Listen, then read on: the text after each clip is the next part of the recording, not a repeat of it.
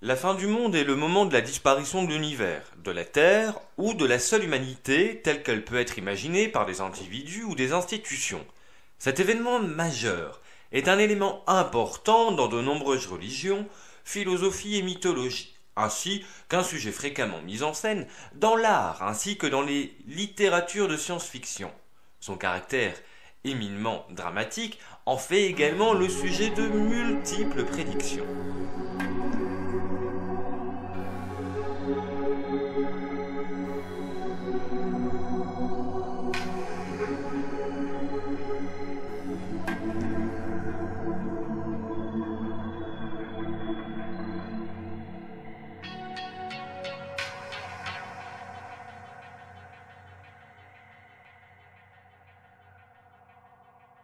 La fin du monde, voici la chose la plus effrayante. Se dire qu'un jour, la vie sur Terre sera éteinte. Un cycle dû à des événements naturels, mais pas uniquement. Comme vous l'apprendrez dans cette vidéo, une liste de 10 raisons pour lesquelles l'extinction de toutes ces formes de vie serait supprimée. L'humain et la nature entrent en jeu. Je tiens évidemment, pour faire l'unanimité, à entrer dans le sujet de façon approfondie, mais autant par des raisons religieuses que scientifiques, ou même encore mystiques. Restez donc bien jusqu'à la fin de cette vidéo, votre avis peut changer, et surtout, vous me ferez part de celui-ci en commentaire. Dans la Bible et le Coran, les livres sacrés des monothéismes ne nient pas la fin du monde. L'humanité est appelée à disparaître. Un jour, l'histoire s'arrêtera et l'homme doit s'y préparer. La fin du monde est loin d'être une nouvelle lubie des illuminés et des médias en 2012, en référence à la civilisation maya. Depuis des siècles, elle est au fondement des 3 principales religions monothéistes. Chez les chrétiens, la fin du monde fait d'abord l'objet de nombreuses mises en garde. Dans le Nouveau Testament, Jésus lui-même prédit que plusieurs faux prophètes s'élèveront et ils séduiront beaucoup de gens. Dans l'évangile de Matthieu, il dit aussi « Vous entendrez parler de guerre et de bruit de guerre. Gardez-vous d'être troublés, car il faut que toutes ces choses arrivent. Mais ce ne sera pas encore la fin. » Alors, quelle fin prévoient les religions catholiques, protestantes et orthodoxes? Elle est finalement assez proche de celle des juifs. La fin du monde chez les chrétiens correspond en effet au retour du Christ sur terre, permettant la résurrection du Seigneur et tous les défunts. Une vision encore une fois assez éloignée de l'Apocalypse. Enfin, c'est certainement chez les musulmans que la fin du monde a bénéficié de la description la plus détaillée. Ainsi, la fin du monde est un long processus donnant lieu à une succession de signes de la fin des temps, répartis dans le temps en plusieurs catégories. Signes éloignés, signes proches, signes mineurs, signes majeurs. Les signes les plus partagés sont entre autres l'éclatement d'une guerre chez les musulmanes, prise de Constantinople, invasion des Gog et Magog, lever du soleil à l'ouest, venue de la bête de la terre, mort de tous les musulmans, vient ensuite l'heure, le monde ne comptant plus de musulmans, Dieu descend du paradis pour détruire la terre. L'ensemble de ces signes se terminant par la fin du monde pour les plus vifs des hommes. Chez les juifs, l'eschatologie, théorie de la fin du monde, correspond à la venue du Messie et du triomphe de Dieu et du peuple élu. Il ne s'agit donc pas à proprement parler d'une vision destructrice ou apocalyptique de la fin du monde. En arrivant sur terre, le Messie va transformer le monde, permettre aux Juifs un retour à Jérusalem et la reconstruction du temple. Il supprimera également tout sentiment de haine chez les hommes, bâtissant un monde de paix. Ainsi, la fin du monde tel qu'on le connaît depuis des millénaires serait plus comparable à une renaissance qu'à une destruction. Au XVIe siècle, le médecin et prophète Nostradamus a annoncé une série de catastrophes. Certains estiment que nombreuses de ces prédictions, relativement précises, se sont déjà réalisées comme l'ascension au pouvoir d'Hitler ou encore le bombardement d'Hiroshima. Des spécialistes dressent le portrait de l'homme de science, reviennent sur sa vie et analysent ses prophéties. Comment interpréter la plus terrible d'entre elles qui annonce la fin du monde moderne? Nostradamus, de son vrai nom Michel de Notre-Dame, a-t-il prédit la fin du monde? Après grand rassemblement humain, un plus grand s'apprête. Entre parenthèses à venir, interprétation. Le grand moteur des siècles renouvelé, entre parenthèses près d'un changement mondial, supposition, plus sang, lait, famine, fer et peste, au ciel vu feu courant longue étincelle. De quoi parle-t-il? Une comète, un vaisseau tombant sur Terre, une bombe? Bref, Voici maintenant les 10 causes possibles de la fin du monde. Le calendrier Maya prédit la fin du monde pour le 21 décembre 2012. Bref, on est déjà en 2019, soit dit en passant. Mais il faut savoir que cette prédiction n'est pas l'unique cause de l'apocalypse. Voici les 10 raisons pour lesquelles notre bonne vieille Terre pourrait flancher. Le calendrier Maya, les textes Maya, ne sont pas vraiment clairs sur cette fin du monde le 21 décembre 2012. Ce peuple d'Amérique était beaucoup plus adepte aux mathématiques. Le plus étonnant est le fait que les Mayas aient prédit de nombreux événements avec une forte précision. Leur croyance est la suivante: l'écoulement du temps est cyclique et non linéaire. Ainsi, en cette fin du mois de décembre 2012, nous aurions dû connaître en fait une remise à zéro.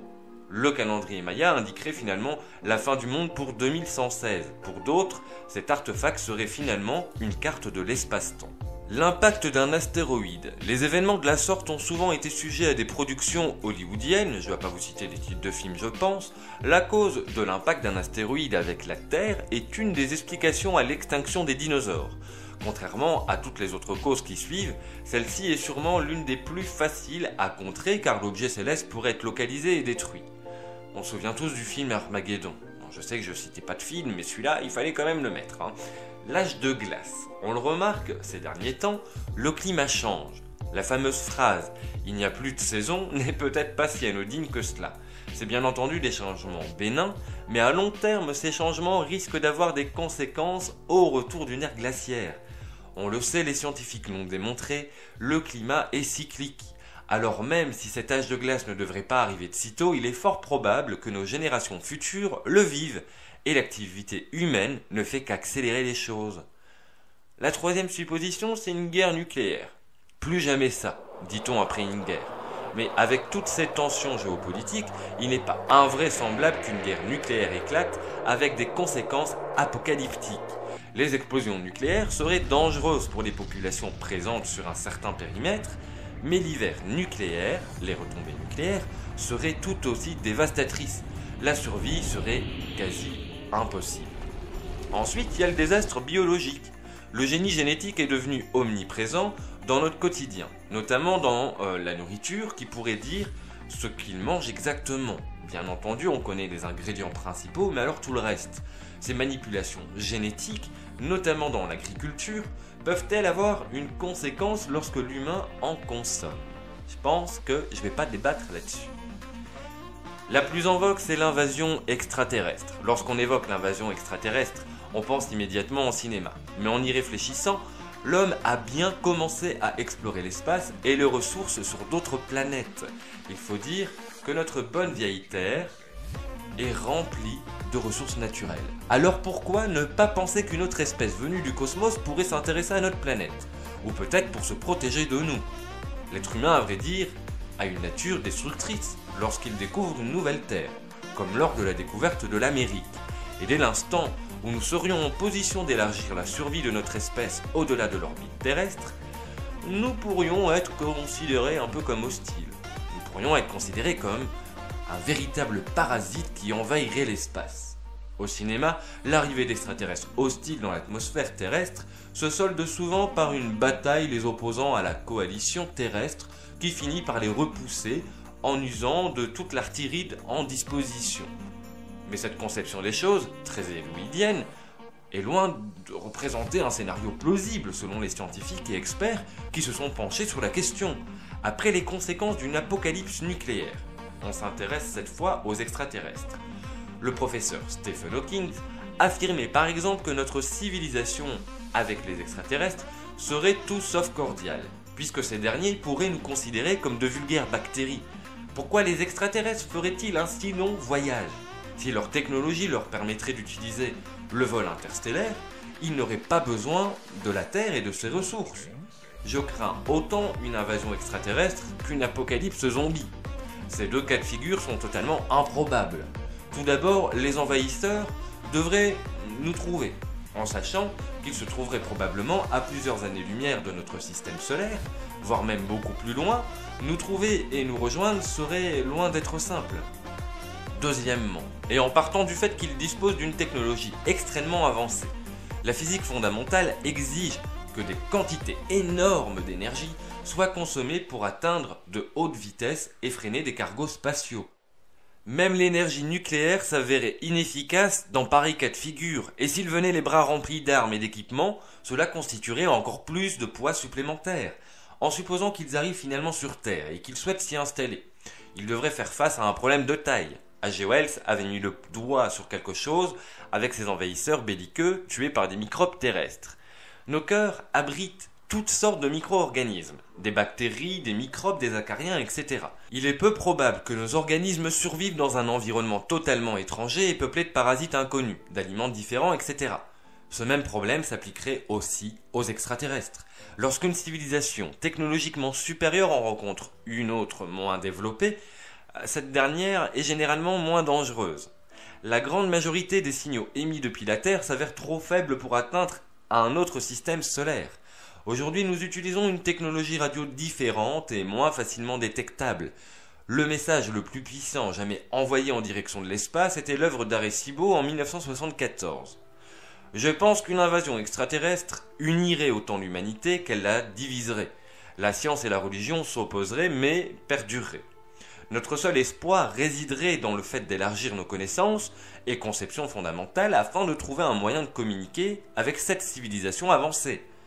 Une invasion extraterrestre furtive serait possible, mais je pense pas que nous serions capables de la remarquer.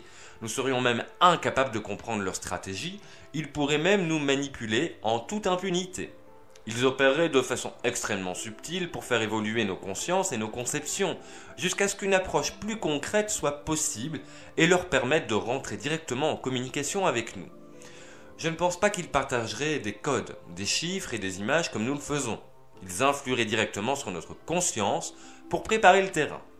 Cette rencontre serait instructive et géniale. Cela pourrait changer à jamais notre technologie, la médecine et notre conception de l'univers.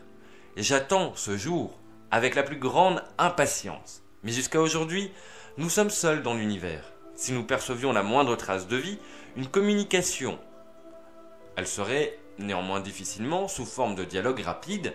En résulte, encore une fois, le paradoxe de Fermi. Néanmoins, le scénario le plus probable serait la venue d'une sonde interstellaire sans pilote et dotée d'une intelligence artificielle extrêmement avancée.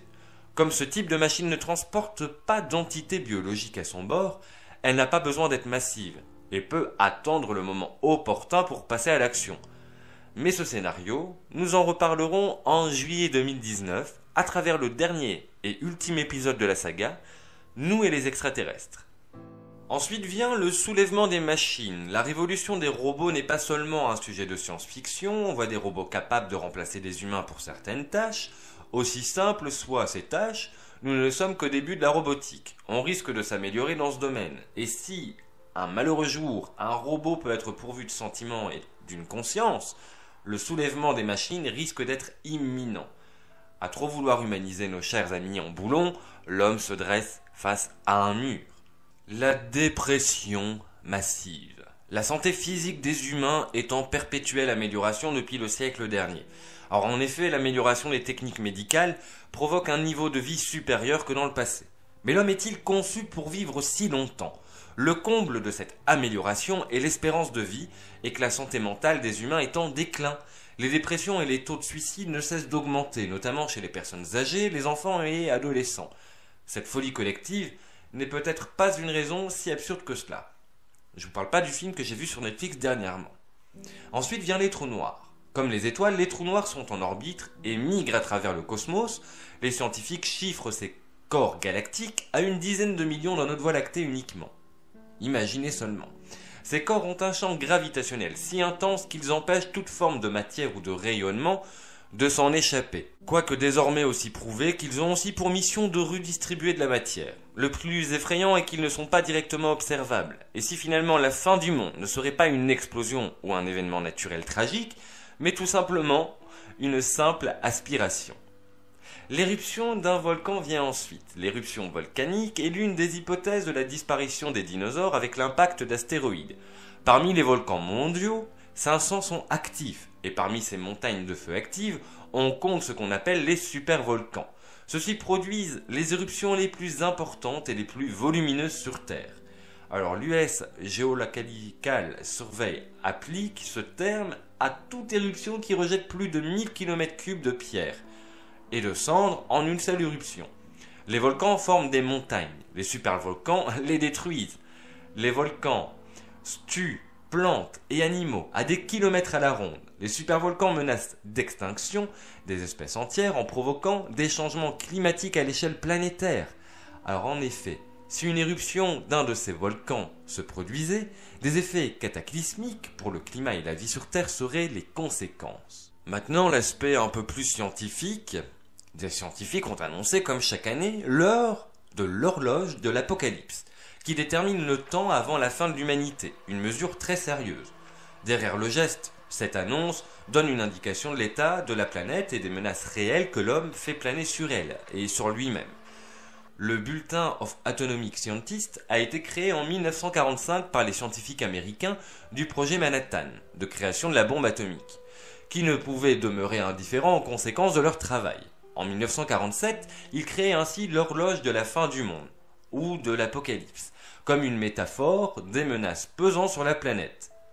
70 ans après, le groupe d'experts, tous très sérieux, dont l'INEDEN, Centre pour la sécurité et de la coopération internationale de l'Université de Stanford, Richard Somerville, institution Scripps d'océanographie de l'Université de la Californie, ou de Suzanne Salomon, MIT et Académie des sciences, statue sur les risques que connaît l'humanité avec l'objectif d'influencer les politiques publiques de protection de la planète et de ses habitants. Pour ajuster chaque année leur estimation, les scientifiques s'appuient sur de nombreuses variables. La prolifération des armes nucléaires dans le monde, mais pas seulement. En 2016, le climat et les innovations technologiques, notamment dans le domaine cybernétique, ont inquiété les scientifiques. Le climat est une donnée importante. La directrice du bulletin, Rachel Branson, le rappelait en janvier 2017. Il n'y avait en 1947 qu'une technologie ayant le potentiel de détruire la Terre, l'arme nucléaire. Or, le réchauffement climatique menace aussi le monde aujourd'hui.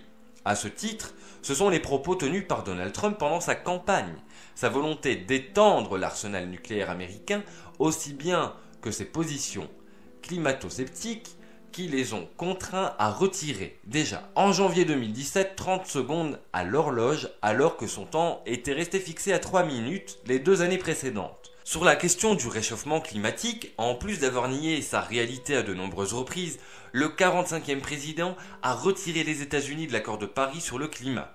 Il mène également une politique environnementale désastreuse, en réduisant les surfaces des parcs et monuments nationaux américains et en autorisant l'exploitation des zones protégées pour l'extraction de gaz ou de pétrole. Sur le plan militaire, Donald Trump a dit son intention l'an passé de remettre en question l'accord sur le nucléaire iranien, difficilement acquis en 2015. Il a aussi exacerbé les tensions avec Pyongyang. Dans les deux cas, il fait courir le risque de prolifération ou d'escalade nucléaire. Sur le plan de l'armement conventionnel, où en plus de décider une augmentation importante de l'arsenal américain, il a donné l'ordre de larguer, en avril, il y a quelques années, la mer de toutes les bombes sur une cachette de djihadistes en Afghanistan. Les failles du cyberespace, une autre variable. D'autres éléments entrent en compte dans la forte détérioration actuelle, selon l'équipe du Bulletin of Atomic Scientists. Les failles du cyberespace permettent le vol de données ou la propagation à grande échelle de fausses informations, qui mettent, selon les chercheurs, le processus démocratique en péril, en plus de certaines infrastructures. La cyberattaque et le développement de l'intelligence artificielle ont ainsi ajouté, parmi les variables en mai 2017, le virus WannaCry, a paralysé les services de santé britanniques et en juin, la cyberattaque mondiale perturbait fortement le fonctionnement de banques ou d'aéroports. L'horloge qui fête cette année ses 71 ans a connu son heure la plus éloignée de minuit à 17 minutes en 1991. La plus proche, elle, remonte à 1953 à 2 minutes de l'heure fatidique. Pas impossible que ce record soit battu en 2020. Quoique, un programme informatique mis au point par une équipe de chercheurs du MIT en 1973 prédit la date de l'apocalypse. Le modèle informatique apocalyptique, traité par l'un des ordinateurs les plus puissants du monde à cette époque, révèle que le monde se terminera en 2040. Toutefois, selon le programme, un changement majeur se produira en 2020. En outre, il a été révélé que l'augmentation drastique de la population et de la pollution sont les deux principaux facteurs qui jouent un rôle crucial dans la fin de la civilisation. Le monde suivant les données révélées par le programme ne peut pas supporter la croissance démographique et industrielle actuelle qui finira par provoquer un effondrement en 2040. Et pour couronner le tout, il a également prédit que la disponibilité des ressources naturelles considérablement épuisées dans la première moitié du XXIe siècle, si nous ne faisons rien à ce sujet, la qualité de vie sera réduite à zéro. La pollution deviendra si grave qu'elle commencera à tuer des gens, ce qui entraînera une diminution de la population inférieure à celle de 1900. À ce stade, entre 2040 et 2050, la vie civilisée telle que nous la connaissons sur cette planète cesserait d'exister. Comme nous pouvons le constater, la prédiction apocalyptique n'a pas été faite par un expert en prophétie biblique, ni par un numérologue, ni par un prophète de type Nostradamus. Il s'agit de calculs d'un programme informatique intelligent, scientifique, qui prédit la fin de notre civilisation pour seulement 1 an. Et le pire, c'est que les calculs de 1973 coïncident avec tout ce qui se passe aujourd'hui.